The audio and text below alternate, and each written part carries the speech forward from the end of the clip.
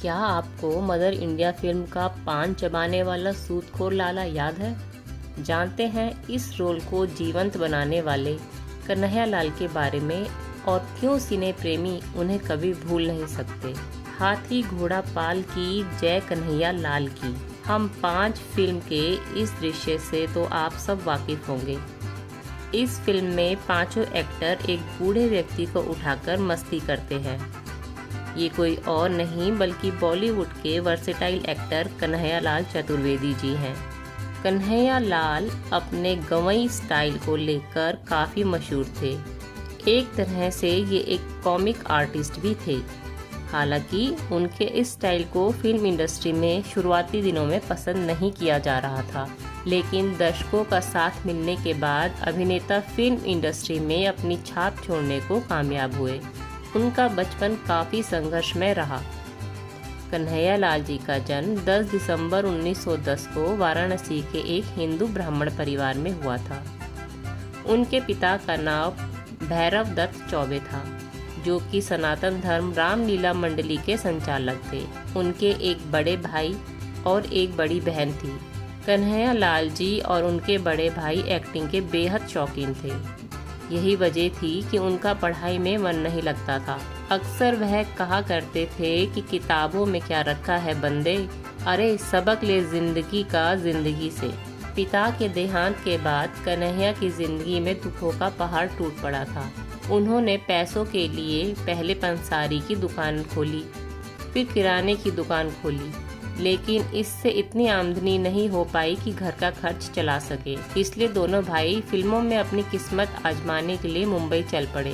कन्हैया लाल जी अक्सर कहा करते थे कि मेरा मकसद था सिर्फ पैसा कमाना, इसलिए मैंने फिल्मों में कभी छोटा और बड़ा रोल नहीं देखा। छोटे मोटे सभी रोल मैं कर लिया करता था। उन्होंने कई फिल्मों में जूनियर आर्टिस्ट का किरदार निभाया। कन्हैया लाल जी पान खाने के काफ़ी शौकीन थे। इतने शौकीन कि वे खाने से ज़्यादा पान खाया करते थे। उनकी अदायगी में गवई लहजे ने उन्हें सुपरस्टार बना दिया था। उनके बोलने का लहजा दर्शकों को अपनी ओर आकर्षित कर देता था। अपनी इस कला से वह दर्शकों के दिलों में अपनी छाप छोड़ने में कामयाब हुए। शायद ही आपको पता होगा कि वह एक कवि और लेखक भी थे।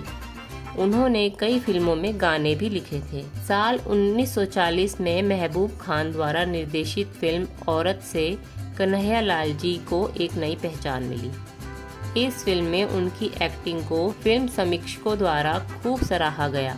वहीं फिल्म रिलीज होने के ठीक 17 साल बाद यानी 1957 में फिल्म के रीमेक मदर इंडिया में एक बार फिर कन्हैया लाल जी नजर आए और इस फिल्म में उन्हें खासी पहचान मिली। कन्हैया लाल जी ने 2 शादियां की थी। पहली पत्नी के निधन के बाद उन्होंने जामवंशी से शादी की। उनके 3 बेटे और 4 बेटियां हैं। वह आखिरी बार हथकड़ी फिल्म में नजर आए थे, जो साल 1993 में उनके निधन के बाद रिलीज हुई। कन्हैया लाल जी आज हमारे बीच नहीं है, लेकिन उनकी अदायगी आज भी दर्शकों के दिलों में जिंदा है। उनकी बेटी हेमा सिंह ने बताया कि हमारे दादाजी थे भैरव दत्त चौबे। उनके 2 बेटे थे। बड़े बेटे थे संकटा प्रसाद चतुर्वेदी और छोटे हमारे बाबूजी। हमारे दादाजी बनारस में रामायण कराते थे, जिसमें बाबूजी भी अभिनय करते थे। रामायण मंडली का नाम था सनातन धर्म मंडली। बनारस के राजा भी बाबूजी का अभिनय देखने आते और खुश होकर अशर्फियाँ देकर जाते थे। अभिनय की शुरुआत वहीं से हुई। बाबूजी का पहला रोल महबूब खान ने फिल्म औरत के लिए दिया था और वह रोल था सुखी लाला का। फिर वही रोल उन्होंने मदर इंडिया में भी कराया।